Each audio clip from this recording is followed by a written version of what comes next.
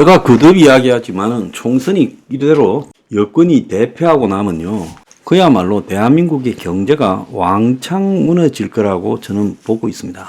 그래서 4월 위기설이 여당의 대표가 되고 나면 완전히 곧바로 현실화 될 거라고 보고 있어요.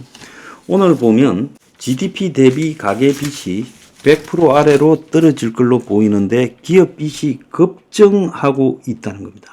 기업 빚이 1년 새 17조가 늘어서 부실 우려가 심화되고 있다는 거예요.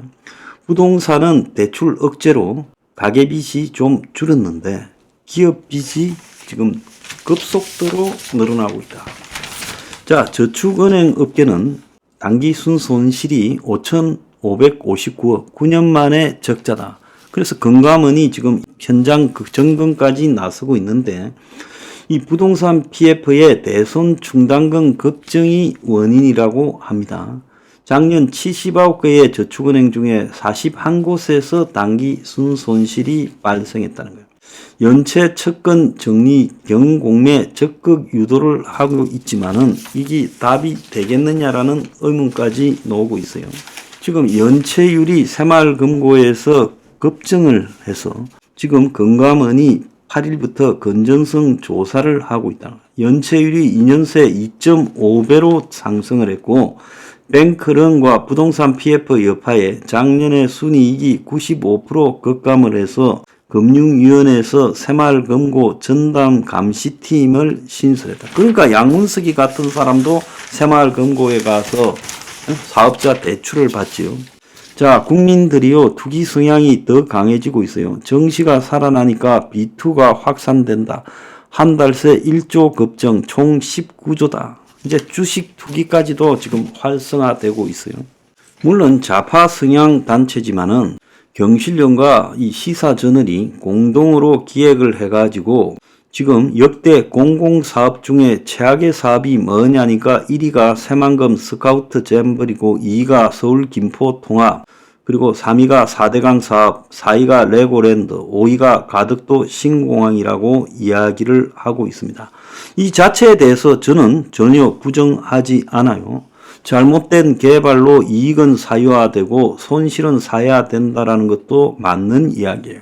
여기에 대해서 보수가 제대로 방향을 잡지 못한 것이 이번 선거가 어려운 원인 중에 하나이기도 합니다. 그런데 이 4월 위기설에 대해서 정부가 근거가 없다지만 지금 몇 시간 전에 나온 보도에 따르면 PF 발 폭탄에 건설업 줄도산이 우려되고 하반기 브릿지런 만기 도래 변수도 심각해서 이 말을 믿기가 어렵다는데, 현재 이 정부가 지금과 같은 장악력을 유지하고 있다면 정부의 말이 맞을 수도 있는데, 그런데 지금 이 선거에서 참패버리고 나면 정부가 이 경제 관련 부서를 장악해서 현재와 같은 선거를 앞둔 형태로 강력하게 누르고 있는 이 부동산 PF 폭탄을 터지려는 것을 진화하는 힘이 그대로 유지되겠느냐는 거예요. 한신평은 최근 보고서에서 브릿지론 만기 연장 대신 본 PF 전환이 시급하다며 올해 하반기에 만기가 한꺼번에 몰릴 수 있다라고 하고,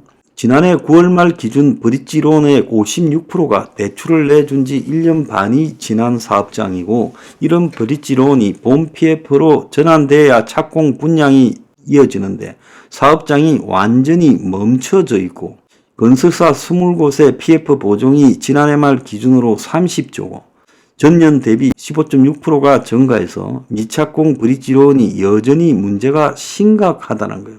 그래서 건설업계는 부동산 PF 문제가 돌파구가 열려야 되고, 지금 악성 미분양이 11,000개, 전체 미분양이 63,000개, 그리고 한 달 새 1,200가구가 늘어났다는 거예요.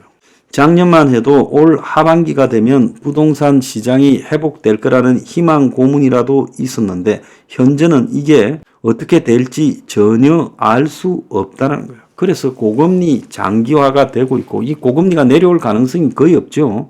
부동산이 침체되고 있고, PF 대출이 지금 203조가 넘어가고 있잖아요. 1년 새 5조 3천억이 증가했고, 올해 만기 PF 14조 중에서 58.4%가 브릿지론이고, 그래서 PF 연체율이 2배 이상 상승하면서 금융권 부실로 전이되고 있고, 자, 미분양이 37개월 만에 최대고, 전문 공제조합의 보증금 청구액이 1년 전에 대비해 23%가 늘었고, 건설사의 법정 관리 파산 신청이 급증하면서 총선 후 이것이 더 확대될 거라는 전망이라는 거예요.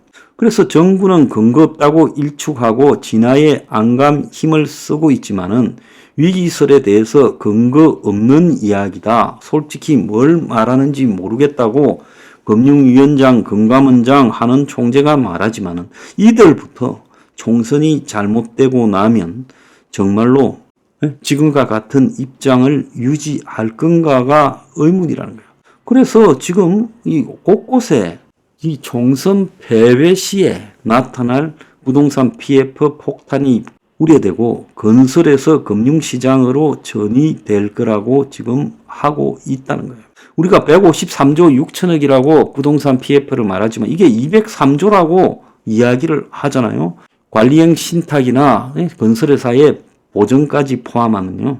그래서 사흘 위기설 가능성이 낮다고 우기지만은 지금 금융사들의 연체율 등을 갖다가 낮추고 또 악성 부채를 갖다가 삼각하고 하면서 겨우 숫자로 맞춰 놓은 게 저 모양인데 그것도 위험한데 문제는 미래 희망이 없다는 거예요.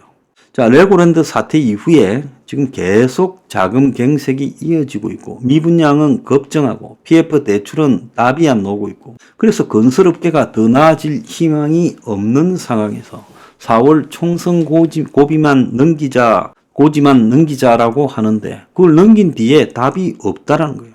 거기에다가 지금 건축비는 계속 상승한다고 이야기를 하고 있고 이런 것들을 정부가 말한 건설 단가 현실화, LH 리처가 PF 부실 사업장 인수, 리처 활용한 지방 미분양 임수, 지방 미분양 매입, PF 보정 요건 완화 등을 발표하지만 이걸로 지금 답이 되겠느냐는 겁니다. 그래서 이게 기우인가 4월 위기설이 현실인가 봤을 때 정권이 이기면요 어떤 행태로든 좀 더 막을 수도 있겠지만은 자 정권이 이제 무너지면서 이 경제 관련 부서에서도 힘이 빠지게 되면 어려움이 커질 거라고 봅니다. 자 4월 위기설의 주 내용은 현재 정부가 금융사를 동원해 일부 건설사의 부도를 일시적으로 막고 있으나 선거가 끝나면 숨어있던 부실이 한꺼번에 터진다는 건데 시장 혼란을 최소화하려고 하는 정부의 관리 기조가 달라질 거다. 그런데 선거지면 확실히 달라지죠. 자, 법인채 보고서 제출 마감 시한이 4월 15일인데 감사 보고서를 통해 그동안 숨어있던 문제가 선거 뒤에 확 터져 나올 수도 있다는 거예요. 자, 그래서 진짜 중요한 거는 금감원, 금융위, 한국은행 같은 이런 기관들이 선거 패배 후에도 제대로 작동할 것인가? 그러면서 금융사 동원해서 관리할 수 있을 것인가? 그 관리 능력이 문제라는 겁니다. 알겠습니까?